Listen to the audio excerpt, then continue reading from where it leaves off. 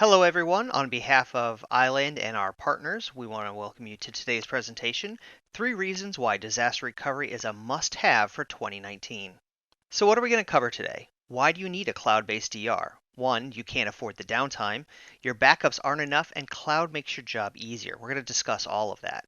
Then talk about why Island is the leader in the disaster recovery as a service space, talk about straightforward, cost-effective pricing models, and unmatched flexibility and security. So why do you need cloud-based DR? Well, the number one reason is you can't afford downtime. The headlines out there are filled with all kinds of scary stories, and while it may not happen to you at such a large scale, any sort of outage can cause IT administrators and CIOs to lie awake at night wondering if they're protected well. Whether you call it IT resilience, data protection, business continuity, the reality of it is you cannot afford downtime due to some unforeseen issue. And that's the reality of disaster recovery. It's not a luxury, it's a necessity in today's day and age. It's critical to always be available for your internal and external customers. You know that if you can't be reached by a customer, they're going to go somewhere else and they're going to find your competitor who may be up. Or even worse, your internal customers may resort to shadow IT or other things that are outside your purview, which can cause a whole slew of additional problems later on. When you look at the news, obviously natural disasters get the biggest headline, but normally that's really not what's happening in your environment. The reality of it is most of the times you will suffer downtime from a hardware fault, a software issue, malicious ransomware, malicious users, or honestly just a plain accident done by your users. Now, the challenge is IT budgets haven't gotten bigger to accommodate disaster recovery, yet it's becoming mission critical. Every single budget cycle, the very first thing that usually gets cut is disaster recovery. You hope that for just one more year, nothing bad's going to happen. And no matter how many times you talk to the stakeholders about how important disaster recovery solutions are, something will cause it to be blocked. But at the end of the day, IT will be looked at if there is an actual issue. It's very difficult to put a cost on downtime. It could be anything from your ordering system taking, to your email, to your presence on the web. And while all of that has a tangible effect, or a tangible quantity you can put a dollar sign next to, it can really fluctuate from every single organization in every single situation. Now, Gartner talks about moving to the cloud to lower business costs, and this also means disaster recovery as well. And while they say, they can have an impact of approximately $5,600 for every minute of unplanned downtime, the reality of it is it could be less, it could be more, but there's a lot of things at stake. Primarily are the intangible costs of downtime. What's the perception of your customers if they can't reach their data or they can't reach their application? If you have 100 different applications, but the one that the customer really needs is down, what's that perception of that customer going to be about your overall business and the ability to handle their business? Another intangible cost is loyalty, customer loyalty, internal loyalty. In today's day and age, it's really easy to just find somebody else who can do it, and if they're up, a customer is going to change. And the cost of retaining and reacquiring that customer is astronomical. And lastly, of course, you have just confidence. Are your internal sales teams confident that they can get their orders processed? Are your customers confident that you can deliver on the promise and the SLAs that you have to them? As confidence goes down, customer retention goes down as well. The numbers are really scary out there. They can really make or break an organization. And everybody says, well, it's not going to happen to me.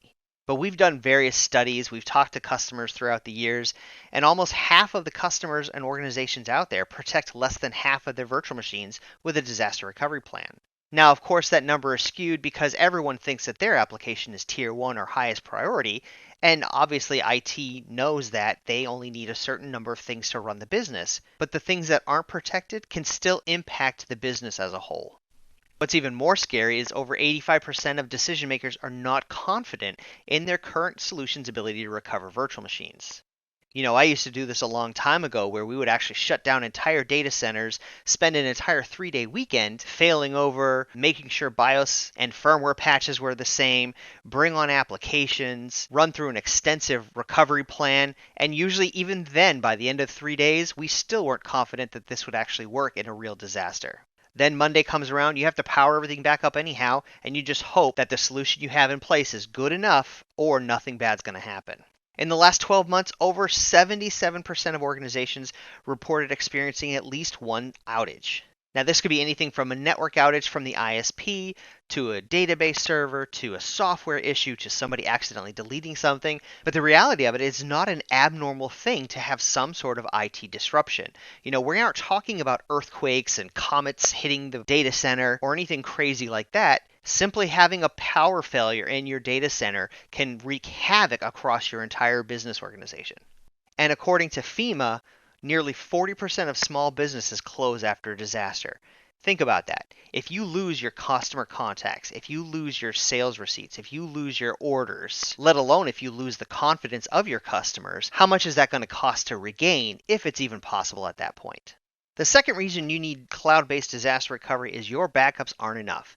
Now, obviously, you can always reinstall applications, you can always get new hardware, you can even run new internet lines. But the reality of it is your business is based around your data. If you don't have that data, you can't conduct business.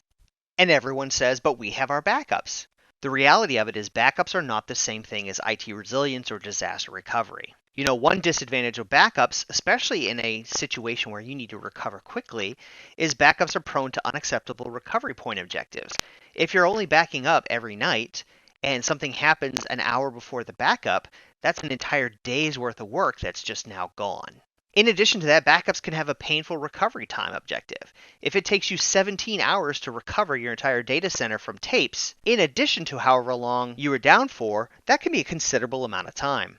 Local backups can be targeted by malicious software, especially some very nasty new ransomware packages out there know where to find backup files, whether it's your backup application, whether it's your database backup files, and starts to lock them all down. And really, backups need something to restore to. If the power in your building is out, a backup's not going to help. If the server rack catches on fire, a backup's not going to help you. You still got to wait until you get some more equipment and then back it up to that. Now, that's not to say you don't need backups. Obviously, backups are huge when it comes to data protection, long-term archival, security and compliance, but a full IT resilient plan means backups and disaster recovery. Let's take a look at an example between the difference between backup and disaster recovery, especially as it pertains to how quickly your organization can be up and running. Like I talked about before, if your systems are backed up every night at 7, but something bad happens at 6, you have 23 hours of data that hasn't been backed up. But as long as you have a IT resilience plan with continuous replication, or even replication every hour or two, you start to have a lot more options when it comes to getting back online quickly. In this example, a power outage hits the building. You press the failover button, and now your cloud-based disaster recovery solution starts to spin up and comes back online. Within minutes, you're back up and running. And because your data is being replicated continuously, your recovery point objective is a fraction of the time if you had just backups. On the other side, if you don't have a disaster recovery scenario and all you have are backups, first you have to get your backups, then you have to get all the equipment back up and running, and hopefully, like in this example, the power outage is short, but again, depending on how long it takes you to get up, it could be hours. The longer it takes you to get up, the more recovery point objective time has lapsed. So if it takes you 5 or 6 hours to get back up and running, those are 5 or 6 hours in addition to the time that it took from the last backup to the disaster to happen. And all of that is cumulative when you start talking about the amount of data that's potentially lost. And that could just be your tier 1 applications just to get up and running. If you had 100 virtual machines of various different tiers, some of those may not come up for days. And while that's a pretty graphic example, the idea being that you need both disaster recovery and backups to protect your data is a very important one and part of the conversation that should be had with every business owner in your organization. And the third reason for cloud-based disaster recovery is cloud just makes your job easier. I've heard over the years so many reasons why they don't have disaster recovery. We don't have the manpower, we don't have the skills, we don't have the space, we don't have the budget. But cloud has come along and it's this agile, scalable, highly performing, highly adaptable, cost-effective means to start putting all of those arguments to rest. When you think about traditional disaster recovery and purchasing a secondary data center and duplicate hardware and replication and licenses and everything like that, at some point you have to take into account additional headcount to help run all of that. But when you move to a cloud-based disaster recovery solution and a cloud-based service provider, all of a sudden your IT resources, they're not stretched. And in fact, their job is made easier by having the expertise of the cloud team. Most people don't spend every single day of their lives worrying about disaster recovery, business continuity, but we do. So we can help you create that sense of security in your own organization around your own plan. I've often heard that the reason people create a secondary data center is because they don't trust the cloud or they need to have certain security and compliance solutions in place, and the cloud either doesn't provide it or they have to bring it themselves, adding more to the complexity. But the reality of it is, in the proper cloud environment, it comes with expert security and compliance built into the platform. You want to make sure that the disaster recovery project doesn't get stopped at the very beginning by the security team when they say, well, once it's running in the cloud, you have no security and compliance measures in place. When the reality of it is, if done properly, the cloud can be as secure or even more secure than your on-site environment. Like I said, I've been doing this DR stuff for a very long time, and back in the old days, testing and failover was a very complex, convoluted process. Virtualization came along and not only revolutionized infrastructure and applications, but it also revolutionized disaster recovery. Because a virtual machine is just an entity that can be replicated somewhere else and then brought online, all of a sudden you can actually create complete isolated test environments with your applications, your environments, and make sure that they run. And what's great about this is no longer are you impacting your production environment. So the days of shutting down everything for 3 days just so you can test your disaster recovery plan is out the window. Now all of a sudden you can say on a Tuesday night before you go home, click a button, go home, have some dinner, log in, check, and see that the test was successful. And know that you have confidence in your solution's ability to recover at a moment's notice and run the way you want it to. And the best part is, because you can do this non-disruptive testing, if something breaks or if something's not working, you have that time to fix it now so that you do have the confidence when you actually need to run it. And then, because it's in the cloud, in the case you really actually have to run your failover, it's as easy as clicking a button or even picking up the phone and calling us. Orchestration and automation has always been a pain point when it comes to disaster recovery, again, because IT resources don't have the time or the expertise. If you ask many IT administrators what order all of the virtual machines in their entire infrastructure need to come up to make sure that every service runs the way it should, that's a pretty daunting task. There's always some application that has some dependency that you never even thought about, or there may just be multiple organizations using different pieces of technology that IT isn't familiar with.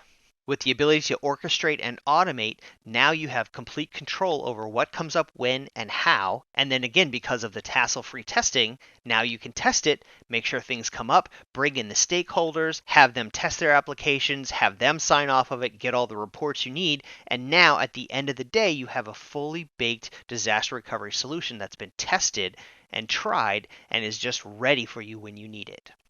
Gartner even talks about self-service disaster recovery as a service and how it gives the customers greater control. Because if you think about it, if you're calling somebody else and you're asking them to fail over your entire environment, it may be an environment that they're not intimate with like you are. It completely removes you from that process.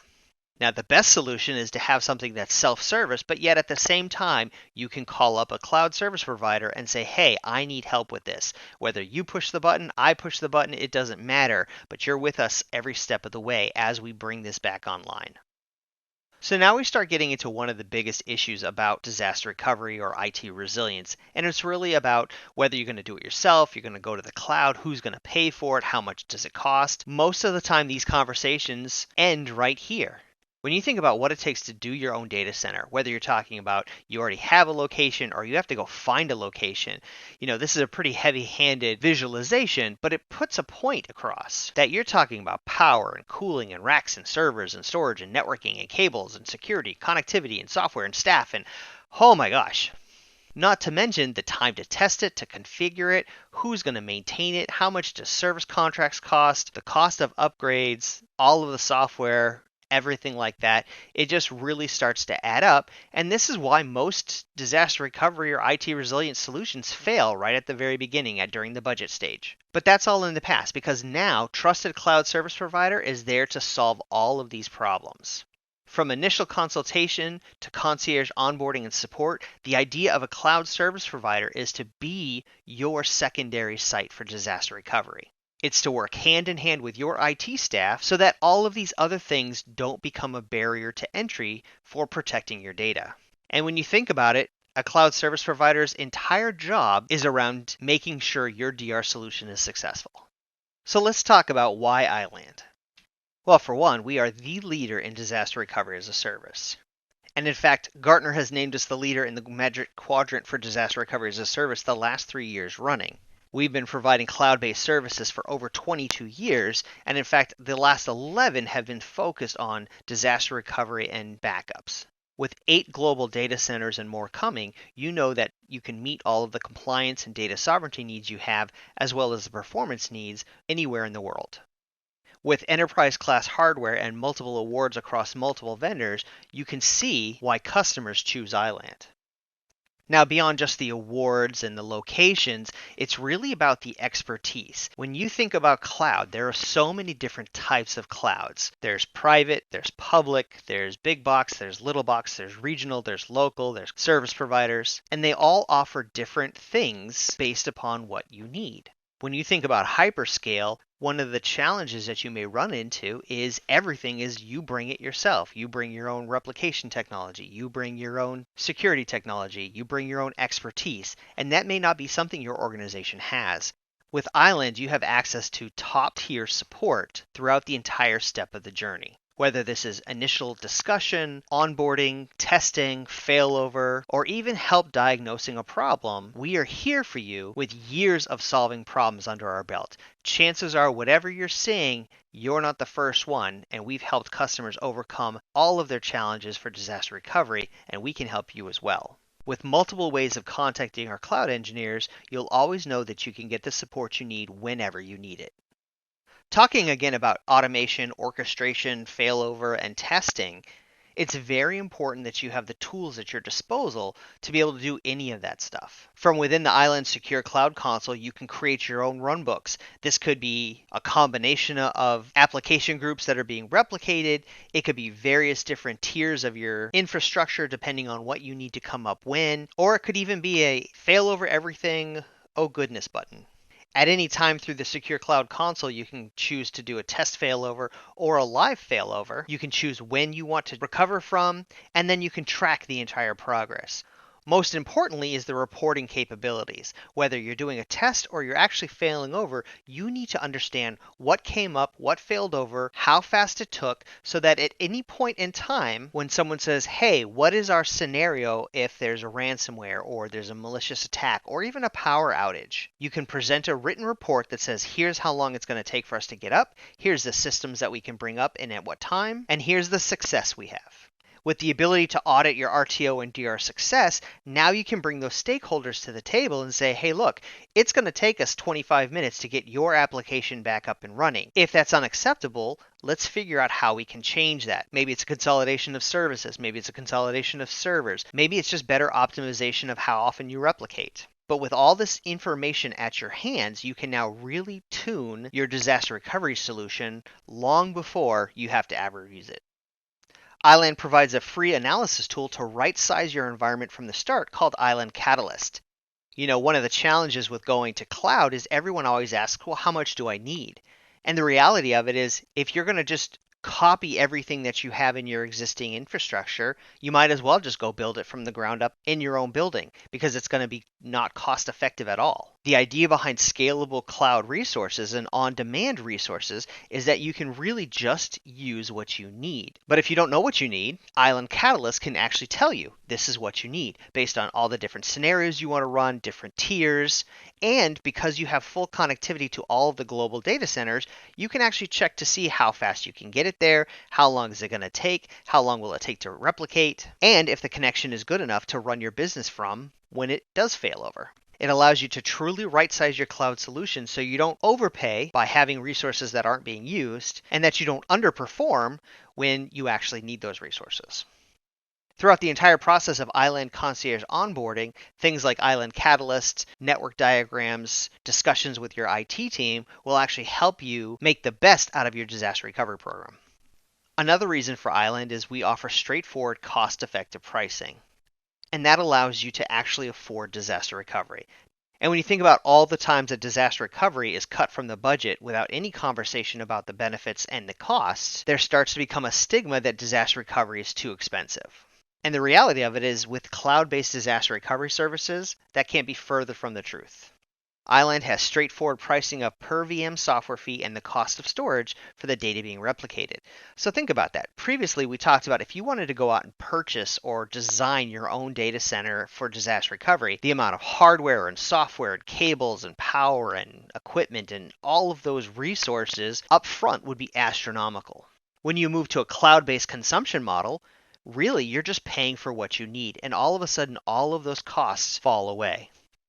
Now, the great thing about cloud-based disaster recovery is you pay for the resources you're consuming, and if you don't have a disaster, you're not incurring any sort of memory or CPU charge. It's only in the case of where you actually fail over and start to run that organization online that you start to pay for those on-demand resources. When you think of how often you've actually had to implement your IT resilience plan or disaster recovery plan, even if it's only once a year, having to pay for standby equipment and power and cooling for the full 365 days is a little bit crazy. With the Island Secure Cloud Console, you can keep control of cost at every level. Not only can you see historical billing, but you have a true visibility into what you are spending or what you could potentially be spending based upon your failovers and your testing results. As a cost savings method, you can even set cost thresholds to make sure that no applications go out of control for you. So now we come to the part where you can actually justify disaster recovery or IT resilience in the budget. When you think about doing it yourself, obviously, you have to pay for all of that stuff up front. Whether you're leasing or not, there's still a very large price tag that comes along with it. Whether you're buying the servers, whether you're leasing them, the footprint space in the data center, power and cooling and electricity, all of the software that you need, all of your licenses to be up and running in 2 locations, the networking, the storage, the support, the labor, all of that has a fixed cost to it, and it can get pretty astronomical. The easiest way to justify disaster recovery in the budget is to go up and say, look, we only pay for what we need. We don't need to purchase 3 years hardware support on something we may never touch. We don't need to purchase additional headcount to help us just in case. And honestly, there are just so many questions when it comes to disaster recovery about what's going to happen and what's going to affect your business. If there's a power outage and you don't get power back to your building for 3 days, what happens to the data that's being collected while you're failed over? Is it being backed up? Do you have some measure of being able to recover that data without any sort of egress bandwidth charges? Realistically, do you have the ability to long-term run that workload in the cloud because of lack of resources back in your primary data center? It becomes very easy to justify when you start to get all of the business stakeholders in the same room and start to ask them, what is it going to cost you if we're down for 2 hours, 5 hours, 24 hours? What happens if something happens from a natural disaster perspective and we can't get back into our building for 3 weeks? These aren't meant to be horror stories, but when you look at all of the natural disasters that have happened recently, just from a weather perspective, it's pretty scary stuff. Let alone all the other things that could happen in an IT organization due to malicious software or users or just making a mistake. So it becomes less about let's redline this DR item and more about how do we make this our top priority this year for 2019. And the final reason to choose Island for your disaster recovery as a service cloud service provider is because our platform gives you unmatched flexibility and security. Just to reiterate and highlight some of the key benefits that virtualization and cloud brings to your disaster recovery and IT resilience strategy, it just makes it easier. You don't need a secondary location. You only pay for what you need. You can test at any point in time without impacting your production environment. And at a click of a button, you can fail over knowing that with everything you've done in the past, between conversations with support, onboarding, testing, refining, and then implementing, your disaster recovery will go smoothly to plan. One of the biggest things we talk about is during a disaster, the last thing you want to worry about is your email server. If it's affecting your customers, if it's affecting your community or your employees, you want to focus on them. You want to know that you can click a button and your environment is going to be ready to go up somewhere else so you can focus on the things that really matter. And honestly, that's what cloud-based disaster recovery gives you. It gives you that safety net to say, hey, something is coming, we're going to push a button, and then we're going to take care of our families. Or even something as simple as, hey, the power is going to go out in the building for 4 hours tomorrow. We need to be up and running because we're a 24/7 shop. Let's go ahead and fail over for those couple of hours beforehand, keep running in the cloud. When we're ready, we'll fall back. Up until now, we've talked a lot about how disaster recovery in the cloud can kind of save your bacon, but really, there's a lot more you can do with your disaster recovery plans. Because it's virtualized, because it's encapsulated, because it's an identical copy of your infrastructure, think of all the things that you can do out of band that you wouldn't be able to do previously. For example, Iland Secure Cloud provides intrusion detection, vulnerability scanning, as well as virus and malware scanning while the VMs are running. So you perform a test failover.